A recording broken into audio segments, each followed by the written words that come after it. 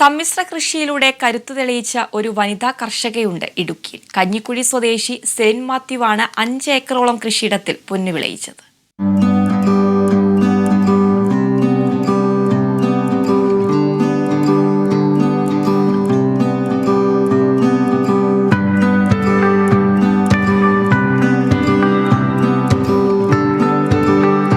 ഇടുക്കി കഞ്ഞിക്കുഴി പഞ്ചായത്തിലെ 11ാം വാർഡിലെ താമസക്കാരിയായ ചന്ദ്രൻകുന്നിൽ സെലിൻ മാത്യുവിന് 4 ഏക്കർ പുരയിടമാണുള്ളത്.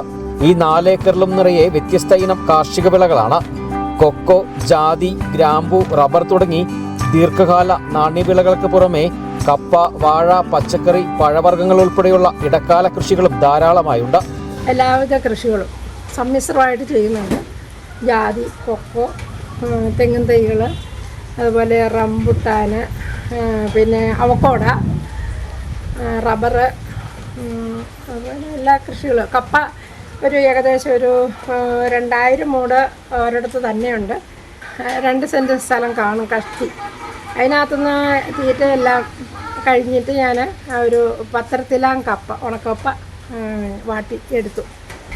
വാഴ സമ്മിശ്രമായിട്ട് അതെല്ലാ വർഷവും ഞാൻ കൃഷി ചെയ്യുന്നുണ്ട്. കൃഷിപ്പണികളിലെല്ലാം ഈ വീട്ടമ്മയുടെ മേൽനോട്ടമുണ്ട്.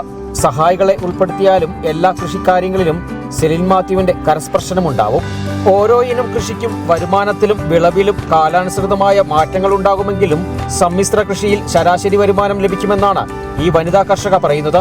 അതേസമയം കഞ്ഞിക്കുഴി പഞ്ചായത്തിൽ തന്നെ അറിയപ്പെടുന്ന വനിതാ കർഷകയായിട്ട് പോലും പഞ്ചായത്തും കൃഷിവകുപ്പും കർഷക ദിനത്തിൽ ഇവരെ പരിഗണിച്ചില്ലെന്നുള്ള ആക്ഷേപവും ഉയരുന്നുണ്ട്. Kerala vision news, Idukki.